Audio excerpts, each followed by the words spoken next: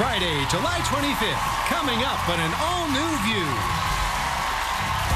The Tony-winning genie from the Broadway smash Aladdin, James Monroe Iglehart, is out of the bottle and in Hot Topics as our guest co-host. Plus, Kristen Chenoweth is telling you if she plans on returning to Broadway. And the Emmy-nominated star of Scandal, Joe Morton. Then, some are struggling to wait until marriage. Others are desperate to have sex now. And the stars of the new reality show, Virgin Territory, are telling all. It all starts now on The View.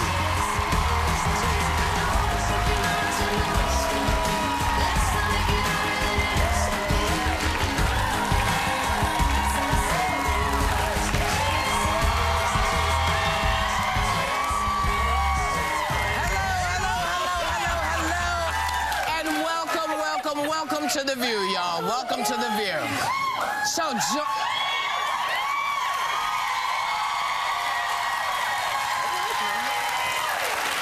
right, y'all had a little wine earlier, didn't you?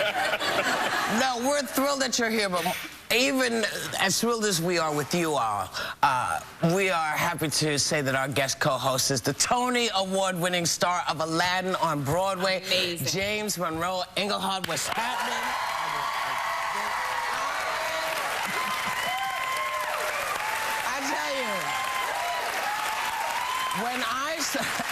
When I went to see this show, when I went backstage afterwards, I literally fell to my knees because this young man... You did? I did. Because what this young man does for the entire show, I mean, everyone is great in the show. Please don't misunderstand me. But this man puts the show on his shoulders, and he doesn't, like, kind of run, he vaults. He's on the ceiling, he's here, he's there, and it's non-stop. 8 shows a week. It's extraordinary. You know, yeah, because 8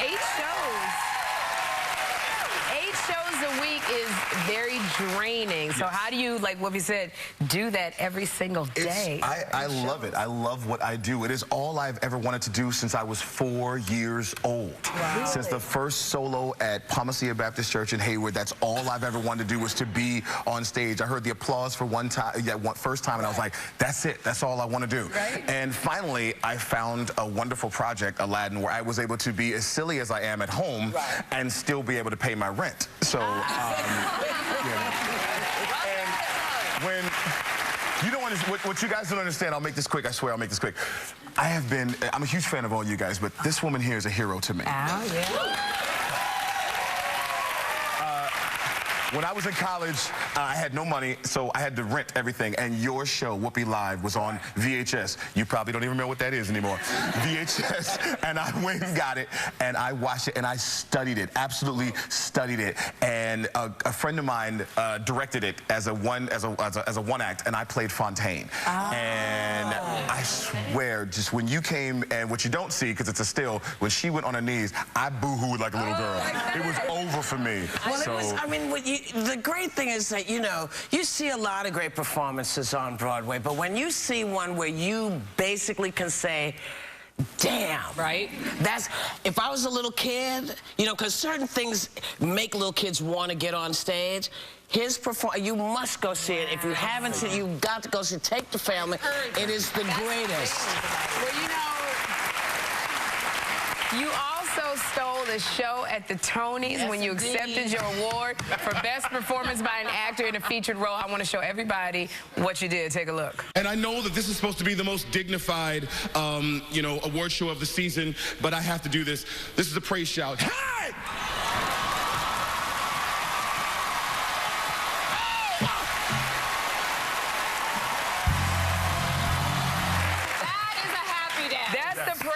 That's the thank you, Jesus. I got this award. I couldn't help myself. You know, don't want to offend anybody, but my mother told me to keep God first. That's right. And I have. And the fact that I'm here, I didn't know what I was going to say or do. And my wife said, you should prepare a speech. I'm like, I'm not going to win. I'm not preparing nothing. But your body knew what to do. Yes. That's the thing. You can't contain it. No, because you're so happy. Yes. Because you're happy that you won a Tony when you went up on that stage that day. I was happy. I know you were. Congratulations. And Sherry, you kind of happy too. You were talking about a friend of yours who was getting chatted up by some dude, but she wasn't sure what kind of signal she was getting. Yes, and I'm not being a really good friend because my girlfriend who's single, she met a pilot. We were at the airport yesterday, and a really cute guy, and he says to her, he said, "You look really good." And I'm going, okay. But then he looks at her shoes and he goes, "Are those Giuseppe's?" And she said, "Yeah." Then later on, he said, "You really look good." He gave her his phone number, and we're on the plane, and I'm like, "I think he likes you." And then she goes, "But is he gay? Is he not?" Because he knew the shoes. And it's like, because Giuseppe's and Notties, you got to know your shoes to know Giuseppe's. And I'm going, I don't know. I've done more pilots than CBS, so I don't know. You know what, if a guy's, I think today's day and age, guys do know. Y'all get that tomorrow. Whoopi's a Scorpio, too. But, you know, there's so many guys out today that know designer shoes. I mean, there's a plethora of men that have always stopped and goes, "Oh, those are Christian Louboutins." I'm like, but the problem is today, it's like you're going through stuff. It might be insulting to say to a man right off the bat, "Are you gay?" Because you want to just weed out guys. Or do you like, because like. How funny is it that because a man appreciates a well-made shoe, we assume he's gay? The fun part is I love a woman in a high heel. So I will tell a woman, "I love your shoes." And I'm in musical theater, so I'm surrounded by gay guys, so I know who the shoes are. I think it's once you know the designer. It's the red flag. But then with the stuff that's going on, I mean, because she asked me, because I mean, this is a very valid. Okay, he is married to a woman. I am married to a woman. But it's very valid because we are hearing stories where it's like, Kendra Wilkinson and her husband was, messing around with a transgender person. Is that the new question that you ask instead of what do you do? Do you like transgender people? Do you like gay people? I think as long as they admire your shoes and they're not wearing your shoes, I think that's okay. Yeah, I agree. Well, you never know. He might be asking you. He might be asking your friend. I should say. He might be asking your friend. Saying you look great and I like your shoes, because just in case they get together, he wants to know what to buy her next time they're around. And if he's smooth enough, he will come through with the right shoes. Let us not assume that every fashion question points to a gay man. There are men with impeccable fashion taste, great taste, and they're out there, and they're straight. There are gay men also, but there are some gay men who couldn't give a poo about your shoes. There you go. How about this? Because your friend is not the only confused person about dating, apparently. Because dating has gotten, I guess, so informal that many women cannot figure out if they're on a romantic date or just hanging out with somebody. I don't know how that's possible, but why not just ask? Is that bad to do? Guys don't want to. Guys are afraid to ask. Guys are afraid to ask because we're afraid to hear no. Well, what about the woman? Can a woman ask? A woman can ask. A woman can ask. Like, I've gone out with, groups of friends before, and I've had guy friends, and then when one of them said, "Hey, you want to go out to dinner?" I was like, "Great," thinking it's a date. And then I find out, oh, it wasn't a date. Can I tell you? It's sometimes confusing. Before I got married last year, there was an actor that we used to text back and forth, and he used to always text me, and he'd go, "Hey, little feather," and first of all, I ain't a little feather, so right there, and I was like, okay. He'd always go, "I liked you in the purple today. I liked you when you said this," and then he said, "Do you want to go to dinner?" So I told all my girlfriends, I said, we've been texting back and forth at midnight. He says, "Do I want to go to dinner?" I got all dressed up, went to see him at his improv show.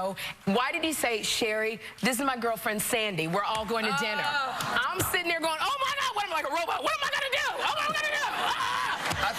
I think I don't want to speak for all men, but I will say this: if a guy says, "Hey, we should go out. Let me take you out, Sherry. Let me take you out to dinner." And, I'd like it to be a first date. If he uses the word date, there you go. But no one doesn't use the word date. They won't say first date, but they'll let you know. If it's a casual, if I say, "Jenny, let's go to dinner." In a babysitter, it better be a date. If I take your hand. Wait, what did you just say? If I'm going to get my hair blow dried and I get a babysitter. I can't even tell you what I heard. But I'm saying, just right there, even if he didn't say first date, just the way James was like, "Hey, Sherry," I'm like, okay, you want to go on a date. That is a date, but if I look at you and I go, besides, I think you talked about this on the show before, texting is so informal. You don't know what people are saying. No. You don't know how. That's why I said, what is wrong with saying to somebody, "Hey, listen, we've been having such great talks. and you want me to go to dinner. Are we going on a date or are we just hanging? So a woman should say that. Are we going on a date? Whoever. I mean, because women ask men to go out, and you should be prepared to answer the question, because maybe you just want to hang with that person, because dating seems to mean many things to many different people.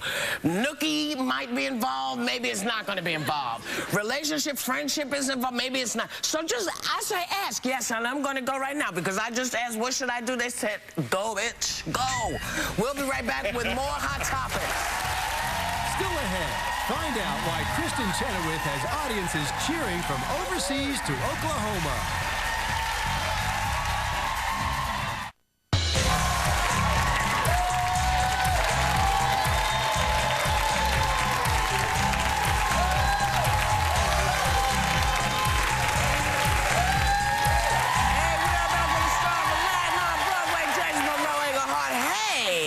There's a new home test couples can take to see if they really have chemistry.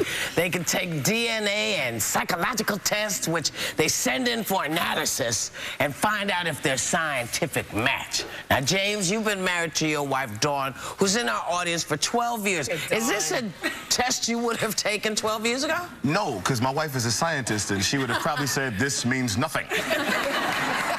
What do you mean your wife's a scientist? My wife is a scientist for a biotech company in California. So she's been working with DNA for as long as I've known her. Does any merit, this test? I mean, I would argue it depends on if you believe in nature versus nurture. Right. So, I mean, I'm kind of a believer in both, right? I'm a big believer in pheromones. Like, I can tell that. But you know, I think the only problem with that, Dawn, is if you, let's say you do take this DNA test and you find out you're not compatible. That takes away a lot of what may have happened, because a lot of people aren't compatible, and then you find out, well, your yin is my yang, and together we create something. It's true. And I'm a different person because I married him. So I was a different person 12 years ago than I am now. I'm a much better person because I'm married to them. But you know what?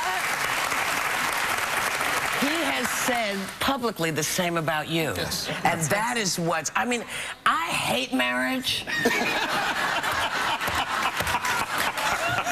Because for me, it does not work. But when I see it work for people, it's the most lovely. I love it. I think it's the most beautiful thing in the world. The key is knowing if it's for you. And if it's for you, then you fight for it. You've taught me that.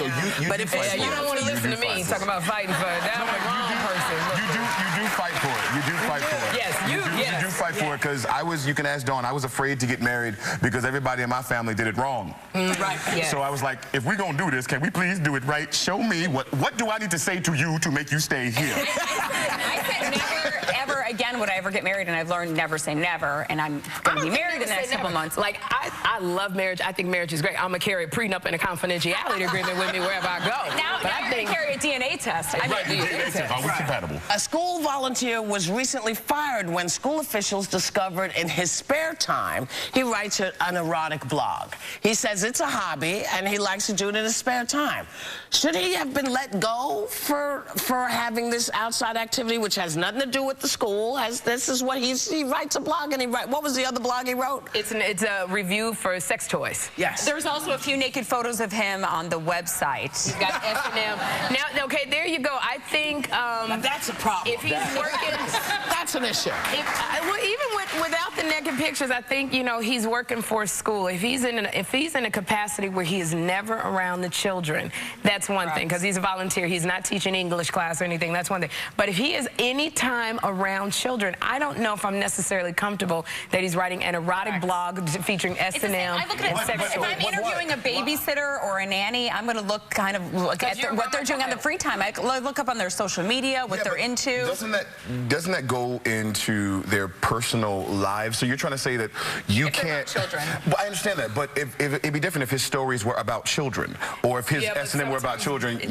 Bleed. Well, people are having sex and then going to work around kids. So you're saying that if this man and his partner, whoever it is, this man and his partner, they enjoy, the S&M lifestyle, you're trying to tell them they can't? Yes, because it's different if you and your partner enjoying an S&M lifestyle in the privacy of your home. But when you blog it, that means you want people to read about it, and you want public to know about it. Wait. So you know now, once you start that is an incredibly slippery slope. Tweeting then becomes an issue. But that's why you look at their personal. But if I'm a teacher, I don't want you telling me I can't tweet, I can't have my Twitter or my people Facebook. Have gotten fired for that. Yes, for but the tweeting. Not for. They've been fired for tweeting their students. They have not been fired for just having a Facebook page. On kids, you need to be mindful. You need to be mindful of what you put out. But you're assuming that everybody is who yes, not that you're a pedophile. But that's what it sounds like, because if you have, I understand when you were talking about a couple of months ago about some girl who had been a stripper and then she become a teacher, and that I understood. But this is somebody blogging, whether they're blogging about what they feel about sex or food or whatever. I don't mind that, as long as you are not blogging in my school on my computer. But if Evan is like, let's say, Evan wants to roam on the internet and he types up his favorite, volunteer at school, and the guy's posting nude photos of himself, I feel like be mindful if you're working with children. I don't care if he's a mailman. Where's the source? Where's the source come from? Was it a student who found it, or was it a teacher who found it? Because sometimes adults just like throwing people under the bus because they have nothing better to do with their time. But kids, you take the average 11-year-old. They are able to go and Google. And the average child is able to go on Google and do, and if they search your name, all of your stuff comes up because you're asking people to come to your promo. Be mindful. That's right. That's why I have my shirt on.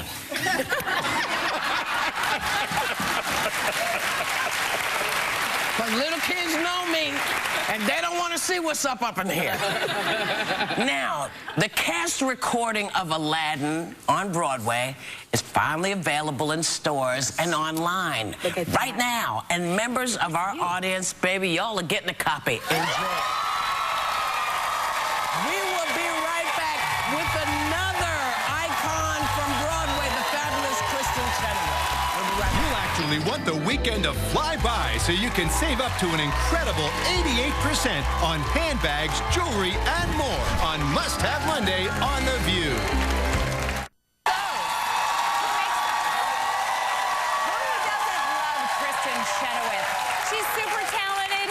Killer voice, and she's absolutely adorable. Please welcome back Kristen Chenoweth.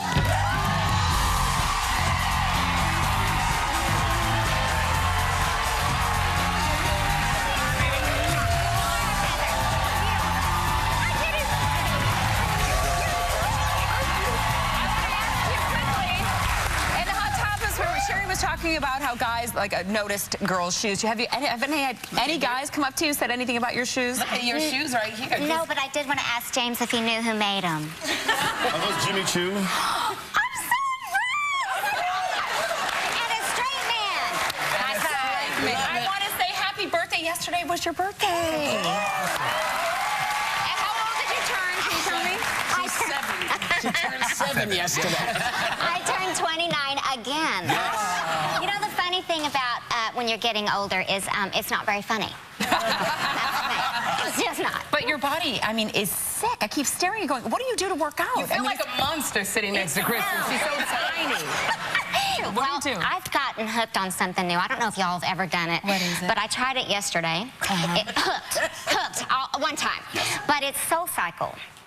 And but that seat in between your, I know the can get a little sore, but there's a pad. And you like the SoulCycle? I do, and they had Musical Monday, and I went, and I just want you to know that I showed up, and there was a sign there, which upset me a little bit, but I was happy to do it. It said, "You must be this tall." And that's it. There's the picture. And it just brought back Six Flags all over again. I would need like 10 pillows though after having a baby. Yeah, right. Well, you know what? People love you so much, Kristen. You just got back from London and you performed at the Royal Albert Hall, which is a really, really prestigious venue. You look beautiful, and you got the longest Longest standing ovation. Now, you call this tour the Third Time's a Charm tour. What is that? You know, a lot of times in life, things happen, and it prevents us from doing the one thing that we really want to do. And the first time I had a bad accident about 2 years ago, and prevented me from going. And the second time, apparently, you need work visas to go, and that hadn't been taken care of. So this time, I was bound and determined to go and give those people over there. I wanted to leave it all on the stage, and you know what I'm talking about. Exactly what you mean. You do it 8 times a week, as Whoopi was saying, and so I just went over there and I just did my best, and I loved it. The Royal Albert Hall, you guys, is their version of Carnegie Hall for us. It was very, very special. And they're a different audience. They're a whole different. They love you. They were so. They're like, oh dear, that's fantastic. And they could say, you're a piece of crap, and you still love them because of the way they're taught. Well, when you were in Europe, you also got a chance to go to Paris, and I think we have a picture of this because it made me laugh. Does this Eiffel make me look tall? I do look tall. You do. How was your trip there?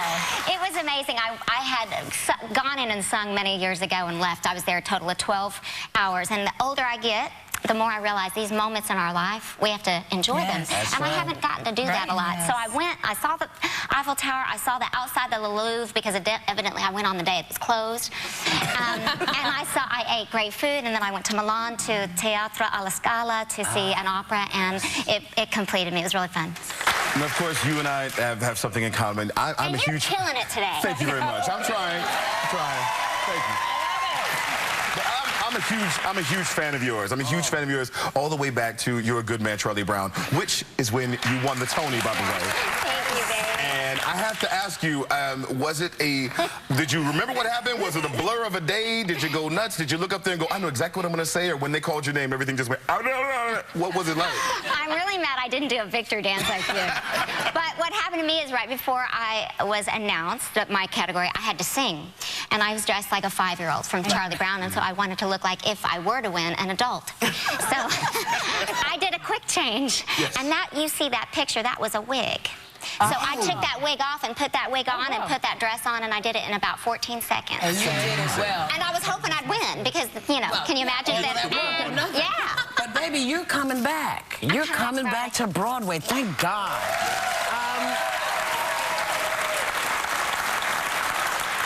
You're doing which piece, baby? I'm going to revive a musical that has not been done. The originator was Madeline Kahn and Kevin Kline. And it's on the 20th century, so. Yes. And also, you know, next month you are doing a really special concert that's going to be televised on PMS. PMS.